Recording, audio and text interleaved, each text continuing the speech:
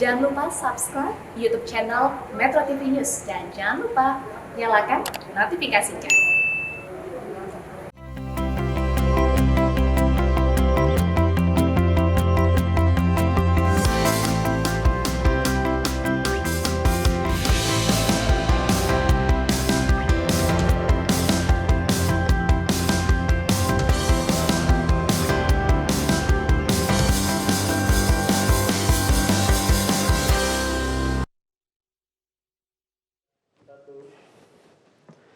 Anda kembali di Prime Time News Special HUT Metro TV ke-21.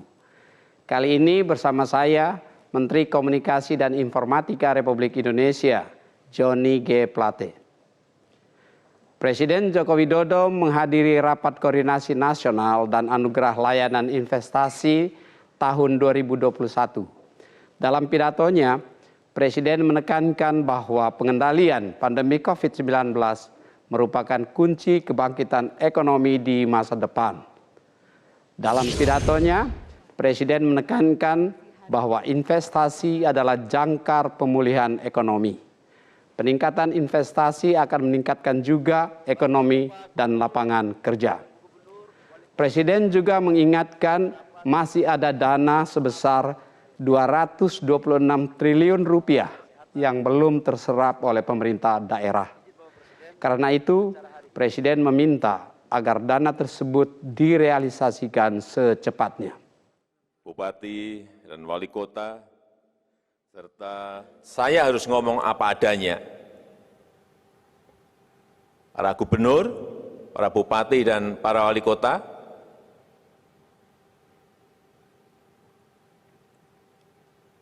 masih ada tadi pagi, saya cek ke Menteri Keuangan, masih ada berapa uang yang ada di bank. Ini sudah akhir November, tinggal sebulan lagi, tidak turun, justru naik. Saya dulu peringatkan di Oktober, seingat saya 170. Ini justru naik menjadi 226 triliun. Ini perlu saya ingatkan. Lah uang kita sendiri aja tidak digunakan, kok ngejar-ngejar orang lain untuk uangnya masuk. Logikanya nggak kena. Panglima TNI Jenderal Andika Perkasa menemui Wakil Presiden Maruf Amin di Rumah Dinas Wapres Jakarta. Dalam pertemuan itu, Wapres Maruf Amin meminta Panglima untuk memantau situasi perkembangan terkini terkait Papua. Juru bicara Wapres, Mas Duki Baitlawi menyatakan, permintaan Wakil Presiden Maruf Amin kepada Jenderal Andika lantaran Wapres memiliki tanggung jawab untuk mensejahterakan rakyat Papua. Dalam pertemuan, Panglima TNI menjelaskan, ada beberapa kebijakan yang mungkin akan membawa suasana baru yang lebih kondusif untuk keamanan Papua. Wakil Presiden ingin masyarakat Papua mendapat manfaat kesejahteraan dari kebijakan keamanan baru itu. Tak hanya soal Papua, Panglima TNI juga melaporkan perkembangan internal Angkatan Darat kepada Wakil Presiden. Tadi ada pembicaraan secara khusus, Wakil Presiden sangat senang dengan apa yang dilaporkan oleh Panglima, karena memang Bapak Wakil Presiden sangat intensif memantau perkembangan Papua, bagaimana supaya di tahun 2022 nanti proses pembangunan kesejahteraan Papua bisa lebih intensif, bisa lebih nampak kepada masyarakat Papua. Baik, pemirsa, baru saja kita saksikan bersama Menkominfo Republik Indonesia, Pak Johnny G. Plate mendadak menjadi news anchor Metro TV dalam rangka memperingati hari ulang tahun ke-21 Metro TV. Pak Johnny, selamat malam. Apa kabar Pak Johnny? Salam sehat Pak Johnny. Salam sehat. Gimana rasanya Pak Johnny membaca berita? Ya rasanya luar biasa. Ini pengalaman pertama menjadi anchor, apalagi anchor Metro TV. Ya di hari ulang tahun yang khusus untuk Metro TV, hari ulang tahun ke-21 ya. Jadi di sisi yang satu ya ada rasa was-was juga. Ada rasa was-was. Ya, okay. tapi di sisi yang lain ada kebanggaan juga. Nah, kebanggaan itu disertai dengan rasa semangat. Semangat merayakan hari ulang tahun Metro TV ke-21. Tapi ada tegangnya nggak, Pak Joni? Kayak tadi bacanya lancar-lancar aja kayaknya. Ya saya kan jelas. sering hadir di ruangan ini barangkali ya, di Metro TV ini. Udah mengenal Egan juga, ya udah tahu suasana yang ada di studio. Nah bisa membacanya dengan baik. Juga karena dibantu sama Egan. Ya, jadi diarahkan sedikit. Namun demikian ya, lancar itu barangkali karena ada suasana batinnya. Suasana batinnya itu apa? Rasa semangat sekali dalam peran saya sebagai Menkominfo RI melihat Metro TV selama ini yang menjadi garda terdepan, yang menjadi media yang mentransmisikan informasi-informasi yang penting. Tidak saja untuk menyampaikan pesan-pesan dan kebijakan pemerintah, tapi menjaga suasana kehidupan kebangsaan yang harmoni, yang kuat, yang rekat, yang membangun relasi antar anggota masyarakat itu, menjaga persatuan dan kesatuan. Kesan itu ada, ya. Sehingga pada saat membaca berita sebagai anchor di sini, ada semangat itu dalam hati. Bagaimana ini kita meneruskan semangatnya Metro TV. Gitu. Kita ngobrol-ngobrol dikit ya, Pak Joni ya. Sekarang kan Pak Joni sudah merasakan begitu ya menjadi news anchor, sudah menjadi bagian secara singkat begitu ya dalam media penyiaran. Kalau kita bicara media penyiaran sekarang Pak Joni, di era kemajuan teknologi yang begitu pesat, semua orang juga melihatnya kepada media sosial begitu ya, menjadi salah satu yang diperhatikan oleh publik. Itu perannya di mana media penyiaran? Yang pertama pasti ya media penyiaran itu masih menempatkan urutan atas ya untuk menjadi sumber informasi terpercaya bagi masyarakat.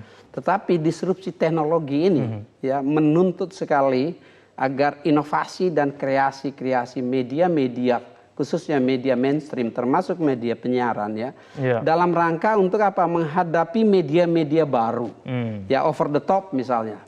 Nah saat ini kan kebutuhan informasi itu cepat dibutuhkan. Juga akurat ya. Berbeda tentu sebelumnya di era dulu ya di mana untuk bisa menyampaikan berita barangkali wartawan di garis depan gitu harus mencari kantor telepon ya untuk pakai koin untuk kirim berita ya. Sekarang nggak gitu ya. Sekarang nggak begitu lagi. Sekarang sudah menggunakan akses internet ya untuk mengirim berita. Nah karenanya tidak saja bagi media-media konvensional mainstream untuk bisa memanfaatkan digital teknologi, tapi juga media sosial. Ya media sosial yang bertanggung jawab melalui platform-platform digital itu ada kontrol. Ya. Tetapi media sosial yang beredar tanpa kontrol oleh aktivitas masyarakat dari sisi kualitas informasi ini juga harus menjadi perhatian. Jadi ada dua aspek barangkali Egan ya. Yang pertama aspek konvergensi industri dan playing fields yang sama untuk industri ya akibat disrupsi teknologi. Tapi di sisi yang lain kualitas informasi dan bagaimana payung hukum kita perlu siapkan agar informasi yang disalurkan melalui media dengan aturan-aturan payung hukum yang ketat juga dapat dilakukan untuk media-media yang saat ini belum mempunyai payung hukum. Sehingga kita bisa menjaga juga kualitas informasi yang ditransmisikan bagi masyarakat. Baik. Pak Joni ada satu lagi nih yang menjadi persoalan yang lagi ramai di media sosial. Ini mengenai fitur Instagram yang kemudian dikaitkan dengan pencurian data pribadi. Tapi sebelum kita diskusi mengenai itu, saya persilakan Pak Joni Plate untuk membacakan beritanya biar mungkin masyarakat tahu. Silakan Pak Joni. Ramai di media sosial Instagram fitur @yours yang lantas dijadikan tantangan bagi pengguna Instagram.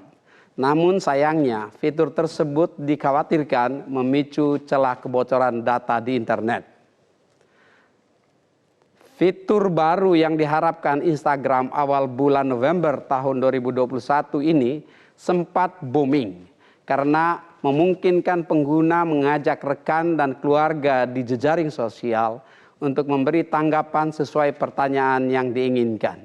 Namun, penyebutan data diri yang tak disadari di fitur tersebut seperti usia pengguna dan nama pasangan, nama panggilan, dan tak jarang meminta pengguna menyebutkan tanggal lahir, dikhawatirkan bisa menjadi modus baru penyalahgunaan data pribadi oleh pelaku kejahatan siber.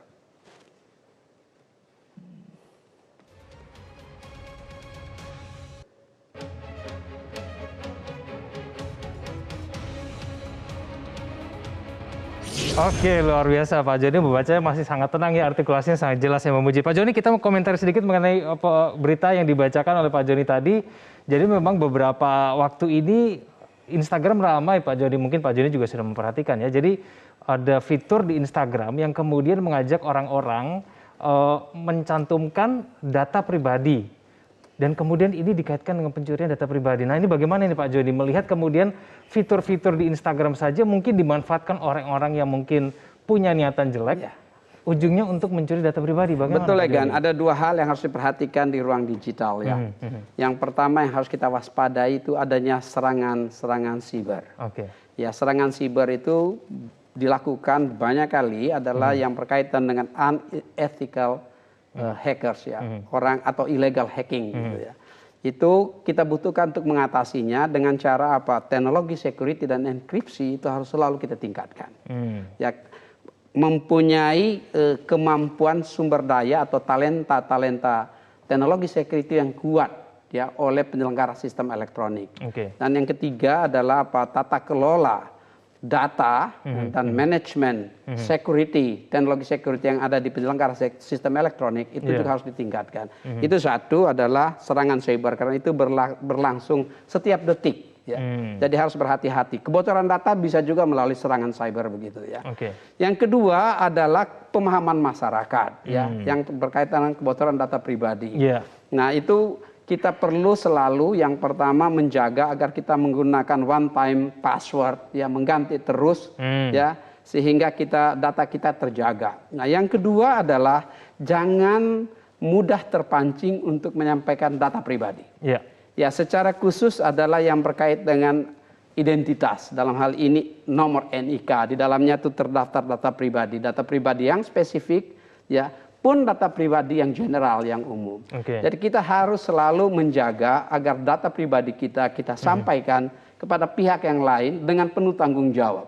Karena data pribadi begitu mudahnya untuk disebar dan dimanfaatkan. Ada itu yang namanya big data, ada itu artificial intelligence yang memudah menggunakan data kita yang kadang-kadang merugikan kita.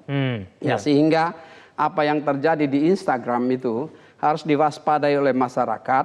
Jangan terlalu latah untuk memberikan data pribadi kepada pihak yang kita kenal sekalipun, yang kita kenal sekalipun tanpa ada tujuan tertentu. Karena apa? Pemanfaatan data pribadi selalu harus atas dasar konsen atau persetujuan pemilik data itu. Baik. Pak Joni, kita harus jeda dulu, tapi saya persilakan Pak Joni untuk membaca teasernya Pak. Silakan Pak Joni. Apa upaya pemerintah dalam menangkal hoax dan berita bohong di masa pandemi? Informasinya akan kami hadirkan sesaat lagi. Hoax dan berita bohong masih menjadi kendala dalam ruang digital kita. Dalam penanganan COVID-19, maraknya berita bohong bahkan telah membuat segelintir masyarakat terpengaruh dan enggan divaksinasi.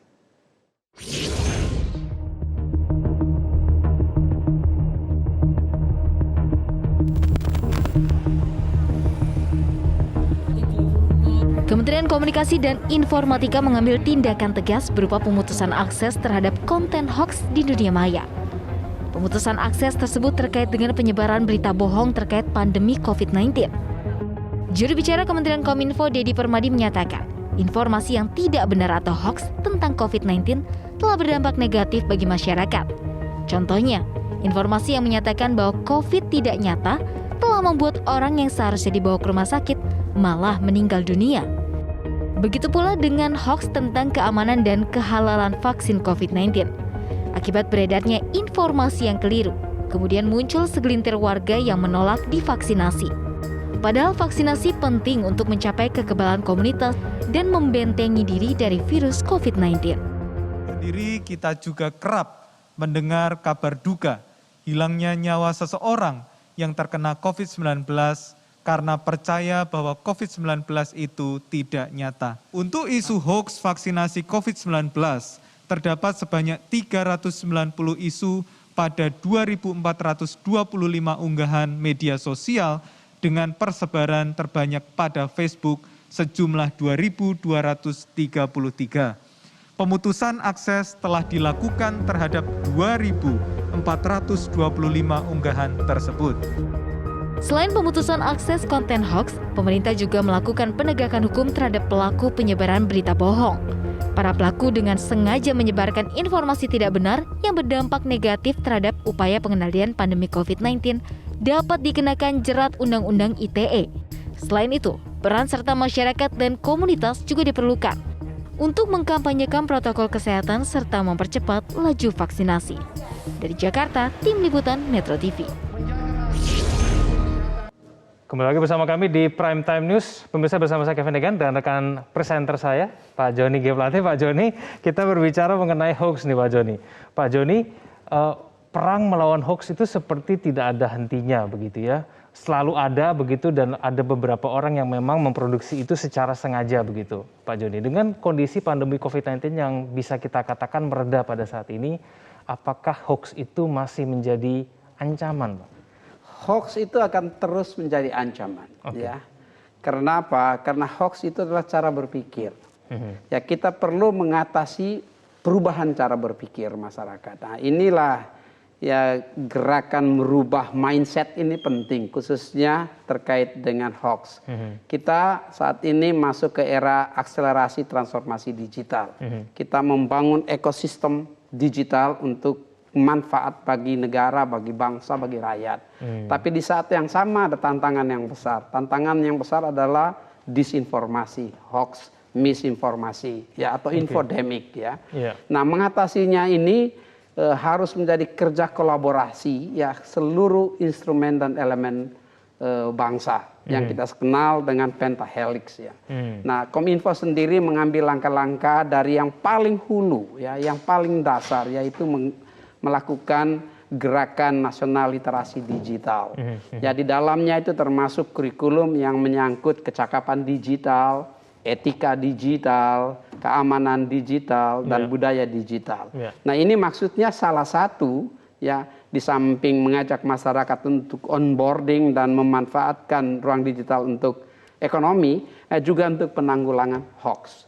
Ya, namun saya perlu ingatkan, ya, usaha literasi, usaha pencegahan, usaha merubah cara berpikir, merubah kebiasaan dan teknik-teknik untuk mencegah hoax itu kita lakukan. Di sisi yang lain, kepada yang suka menyebar hoax, apalagi kalau itu dengan sengaja, ya. Nah, kita ingatkan, memproduksi dan meneruskan atau menyebarluaskan hoax itu punya dampak pidana. Nah, untuk itu aparat penegak hukum dalam hari ini Bareskrim Polri, ya, tentu bekerja secara sungguh-sungguh untuk memastikan ada penegakan hukum di ruang digital, ya.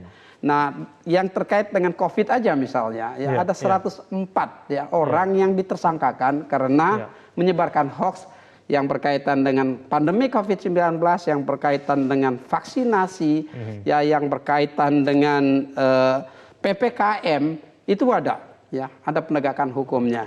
Sehingga tentu kita harapkan, marilah masyarakat kita masuk ke era baru, ya, era transformasi digital. Kita gunakan seluruh ekosistem digital kita untuk manfaat secara khusus untuk membangun perekonomian nasional. Ya, digital ekonomi kita bertumbuh dengan besar, ya, bertumbuh sangat masif, sangat cepat, ya, terbesar di ASEAN, gitu, ya.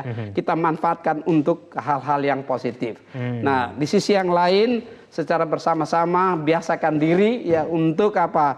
Mendapat informasi, melakukan cek dan recheck.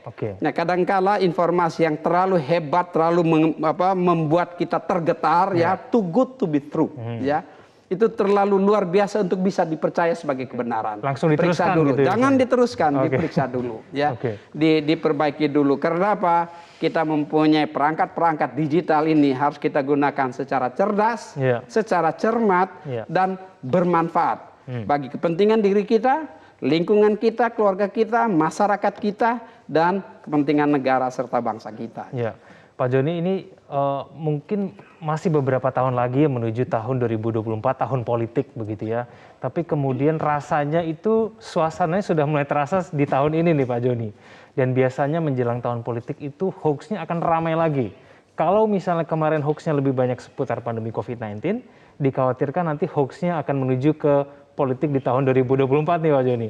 Nah ini ada tidak mungkin Pak Joni strategi khusus nih yang mungkin bisa dilakukan ya supaya paling tidak supaya tahun politik kita nanti tidak banyak terpengaruh oleh informasi yang tidak benar begitu. Ya Egan, yang satu sisi kita saat ini sedang mempersiapkan untuk melakukan revisi atas Undang-Undang ITE, khususnya yang berkaitan dengan pasal-pasal krusial, yaitu arahan langsung dari Bapak Presiden.